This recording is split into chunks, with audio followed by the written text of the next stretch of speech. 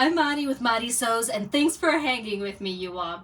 So yeah, it has been a really exciting week, and quite honestly, the most exciting thing that I did was delivered hundreds and hundreds and hundreds of dresses to the Maryland Dress a Girl Around the World ambassador, whose name is Marissa. I want to tell you all about that in my Friday Sews chat with you, as well as talk to you all about, well, Halloween costumes, and then Jen from Today in Jen's Sewing Room, who, well, is the originator of Friday Sews. She actually put out a prompt in her Facebook group for all of the YouTube creators who are doing Friday Sews to consider talking about their first project. So I wanted to talk to you all about that. I'm going to put timestamps down below so that way if you're interested in one thing and not the other, you can find it easily. But I guess with all of that said, let's just start with Project Dress a Girl. So this Wednesday, my husband helped me load up the back of our truck with all of the dresses. And you all, I mean, it's amazing. After they were all out of my living room, I was like, whoo, I got space again. I can sit down. There were so many. And honestly, I didn't think that it was going to fill up that entire back bed of his truck. But it did. So, you know, we just put the little cap down on the top and then off I went. And actually, I went to go pick up his dad. The best father-in-law ever, you all. So I went to pick him up, and that's when Edgar realized that he was about to develop a whole new skill. He was my new videographer. Poor guy. I'm always springing stuff on him. He's such a good sport. We drove an hour further north from him and met up with Marissa. So I'm here with Marissa, my Maryland ambassador. Hi everyone. And we're delivering lots and lots of dresses.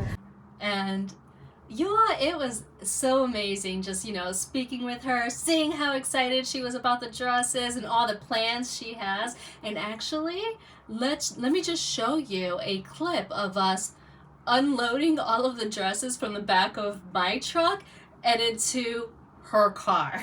There were so many. I think we made some quick work of it. And after it was all done, Marissa actually had a little message for you all. Hi everyone. I wanted to take a few minutes to say thank you so much to the sewing community. I just really appreciate all the time and the effort you put into finding this beautiful fabric and turning it into beautiful dresses. I can't express to you how excited all these little girls are going to be. Hundreds of little girls all over the world are going to be thrilled to find these dresses. And it's going to take some time to distribute these, but that's my job. I'm so excited to do it. I volunteer as an ambassador for Dress a Girl, and I represent Maryland and the states around it. And Dress a Girl Around the World is a huge program for the sewing community to join together and serve through their skills and talents with sewing. And so what I'm going to do is I'm going to look at these beautiful dresses and I'm going to find the people to take these dresses to the little girls all over the world. I've been an ambassador since 2018 and I don't have an exact number for you, but I've given away hundreds and hundreds and hundreds of dresses to places all over Africa and in South America and Mexico and the Caribbean, and even here in the United States. I've been able to share dresses with little girls in Baltimore City, which is close to us, and also for girls in the Navajo Nation in the American Southwest. So a lot of these dresses are going to be going into shoe boxes with Operation Christmas Child, and that's a really excited mission that shares shoe boxes all over the world. So they may even end up in Asia or Europe or Russia. There's no telling where they'll end up. And the rest of these dresses I'll be holding on to, and I will be distributing. A lot of distribution happens during the summer when local churches go on their mission trips all around the world.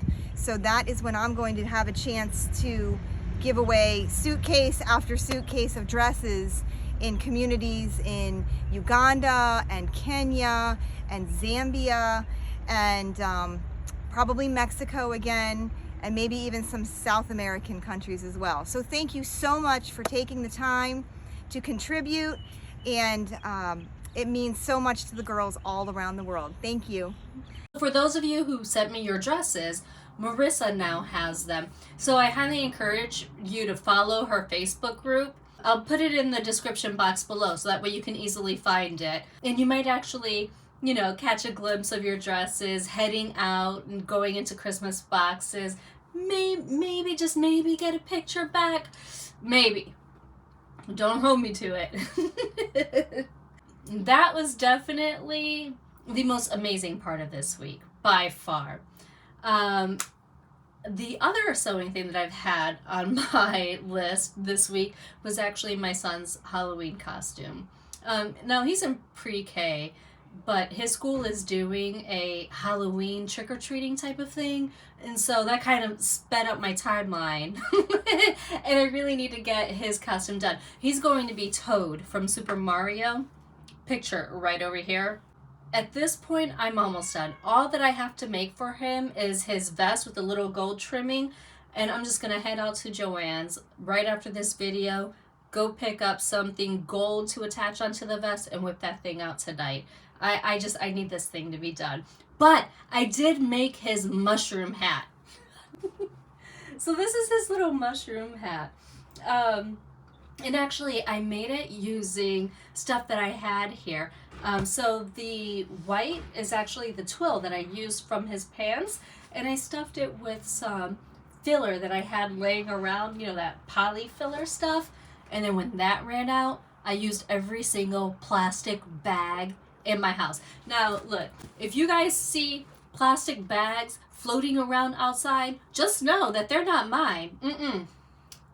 My mama taught me to keep all of our plastic grocery bags under the sink for when you need them. And well, they came in really handy with my buddy's hat. Oh no!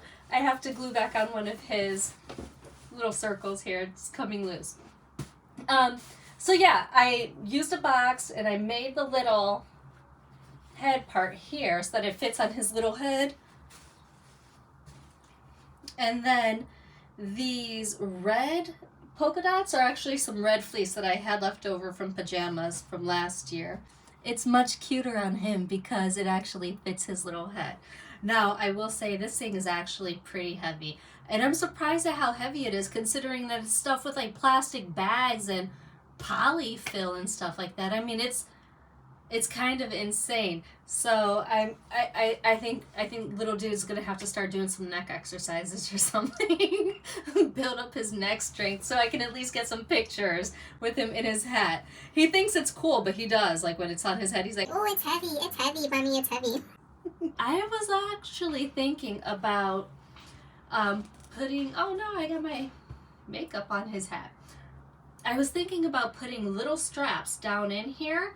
And so if he didn't want to wear it while he was out trick-or-treating, he could, or I could, hold it in his basket when he goes trick-or-treating so he can use his hat as his basket. And I thought that might actually be a fun use for this thing too. It does match the little pants that I made him. You know, it's the same exact fabric that I used for that. And actually, I think that's where the weight for the hat comes in. This fabric is actually pretty, well, it does weigh a lot. So that's something that I'll take into account in the next couple of costumes that I make for him. I'll make sure that I'm using some lighter weight fabric if I'm making him some big oversized hats or something. So we have the hat, the pants, and this is going to be the little t-shirt that he's going to wear underneath. All he needs is that little blue vest with the gold trim, and then we're good. And then I can start working on my Yanta overalls. Oh yes, so I did decide to change my overall pattern. Originally, I was going to use this one, which is Simplicity 9382, because I thought it might be fun to have the pleating, but then the more that I looked at it, the more I just, like, I wasn't feeling the pleating. So I actually decided to change the plan, and now I'm making a pair of Yanta or overalls from Helen's Closet for myself.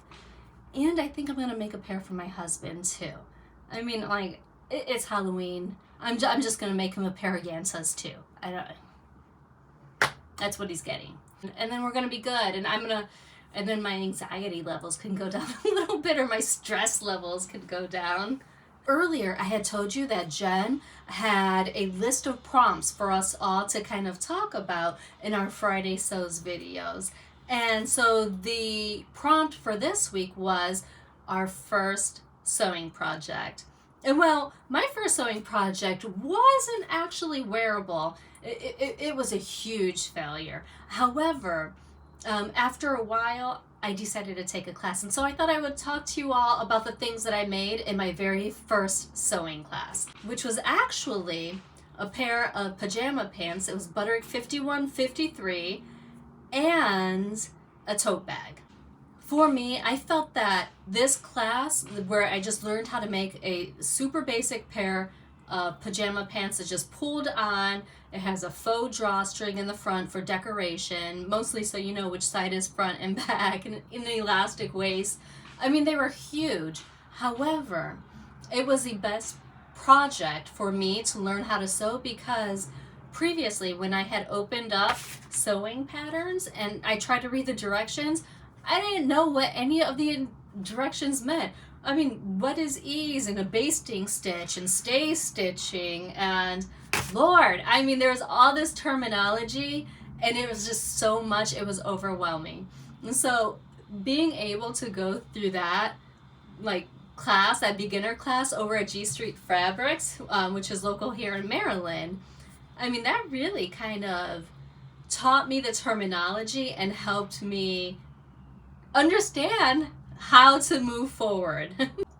Because I felt like it was the perfect beginner project, I actually did a tutorial where I walk beginners through the terminology, each step in the actual pattern instructions, and explain how to make these pajama pants. And I'll put the link above over here, so that way if you're interested in checking that out, you can. I mean, it's super beginner friendly. I no longer have my original pajama pants, but I have made other pajama pants from that pattern, so it's definitely a good one. What I do have from that class is probably like my oldest make that I've ever saved. I made this tote bag using remnant fabrics that they had, like remnant upholstery fabrics that they had at G Street Fabrics, and it has the pockets. I don't know what these straps are called. I did at one point. Now I can't remember. And then on the inside, I use this really fun green and gold fabric. And then the closure they taught us how to use was the actual Velcro closure. You just sew it in. It doesn't have any pockets on the inside. It's just a very simple bag, but check it out. I still have it. Man, that is quite an ugly bag though, isn't it? It's okay. The lining is cute. So those were 2 projects that I made for my very first sewing class. So that's pretty much everything that I've made this week. I am planning on making another pair of joggers for myself, something that I can wear comfortably around the house and work out in and go grocery shopping in. And I hope to be able to share that with you on Sunday. In case you're curious and want a good laugh, check out my very first tutorial, which was my pajama pant tutorial right over here. And until next time, I sincerely hope that you find joy and have a wonderful day. I'll see you Sunday.